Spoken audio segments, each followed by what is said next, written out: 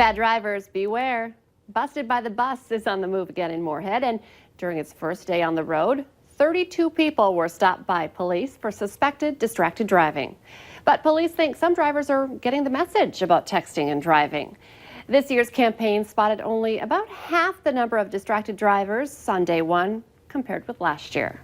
Hi, everyone, and thank you for waking up with us on this Tuesday morning. I'm Jordan Schreier here with Lisa Badeau, and we're just getting started with your news and weather to the top of the hour to help you plan your day. Even though you and your family may be in the clear from the drug addiction problem, it might be in your own backyard or in your garage. Fargo police say crime was up 3% last year. Much of it was theft, and police believe it is addiction-driven. They say people are breaking into homes and businesses to steal items they can sell for money to buy meth, opioids, and other drugs. That's why we get so many reminders from police about locking doors, cars, and garages. Person-on-person crimes, such as murders and assaults, were also up in 2018. Police say those are often emotionally driven and are more difficult to prevent.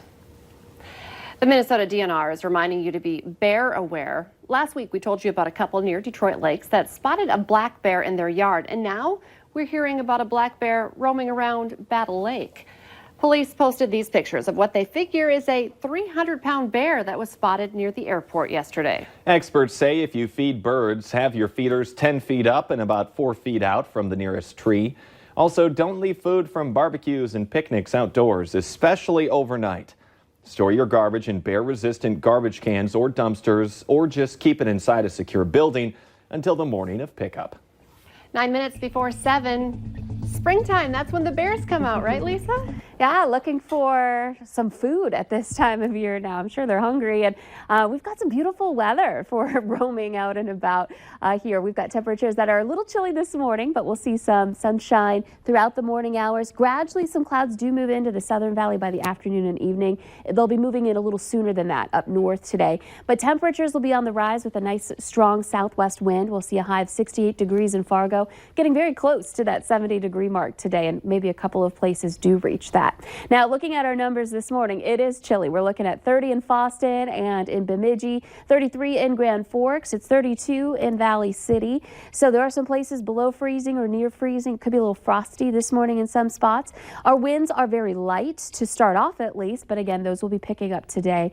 And we've got visibility at 0 in Oaks. It's been that way for a while now this morning with some dense fog there, some patchy dense fog in our southwestern viewing area, but there are some places where it's been a little lower too. Over in Park Rapids, we're at 2.5 miles.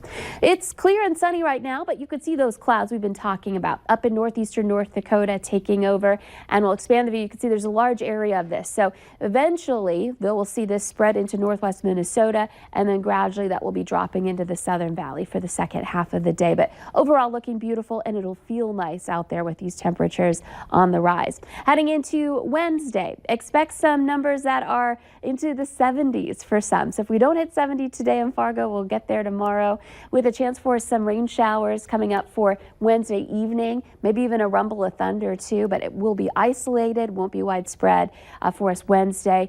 Thursday and Friday look beautiful, mid-60s. It's not until we get into the weekend where we get more active weather, and in fact we could see some heavier rain on Saturday. That's our better bet for some rain showers this weekend, but even on Sunday, a chance for some rain Sunday night and into early Monday with perhaps a few areas of flurries in the Northern Valley associated with this. Much cooler this weekend with temperatures into the 40s to some low 50s.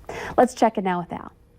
Morning, Lisa. Good morning, everyone. Well, we're back out here checking out things on the Metro Interstate Loop. Really big deal. Got to remind you of again, westbound Interstate 94, you lose a lane just west of Vets Boulevard.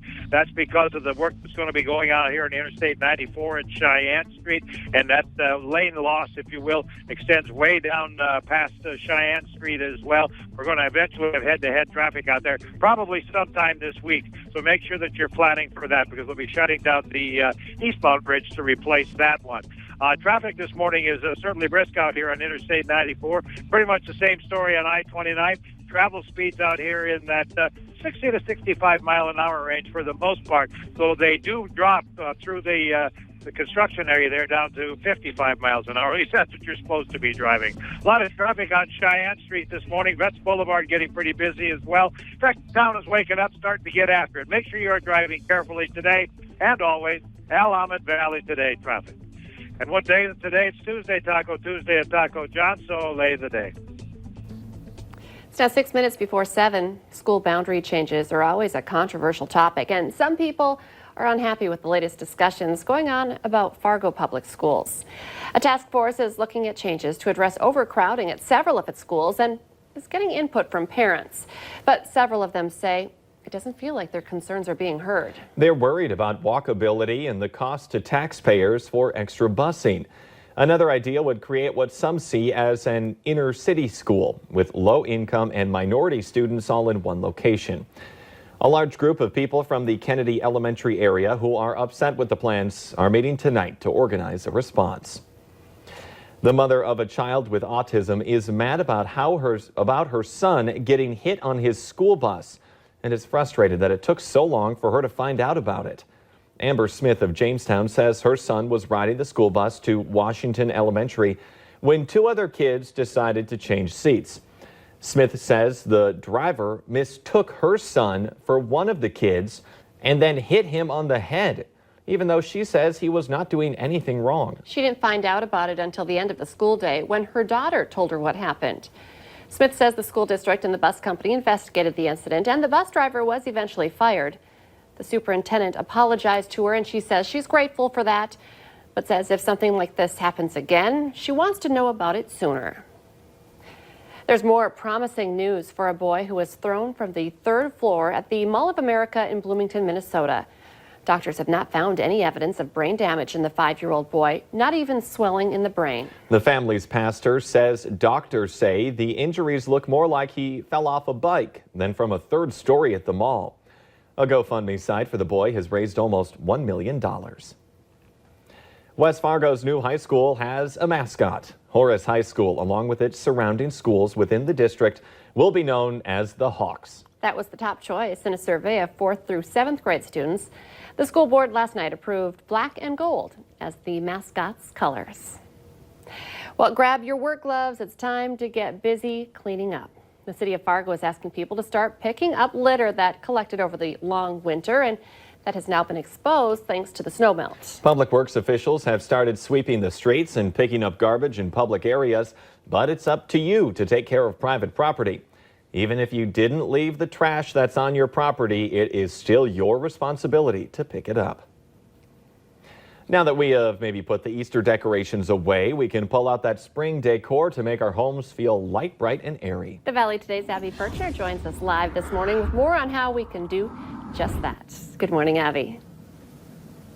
Good morning, you guys. I'm here with Melanie Iverson with Mosaic Design and Build, and we're in the sunroom, and I think this is just the perfect room for spring to come and lounge and hang out, and you have some ways that we can really make it pop. Absolutely. Yeah. I mean, we're going back to bringing in baskets, the natural fibers of the rugs, more pillows, people. And these are so fun because they're colorful, but I love the different textures too to them. Yes. Yeah. I'm really loving the jewel tones that are here. And yeah, like if you can diversify the types of pillows, it's more interesting to look at and people really want something to look at. And it might be hard to see, but I see too, you've done some layering with the rugs too. I've never seen that before. Yeah, what I like to do is have a very natural rug on the bottom and then put something that's vintage or cool or just something more interesting to look at to give it more texture and depth and interest.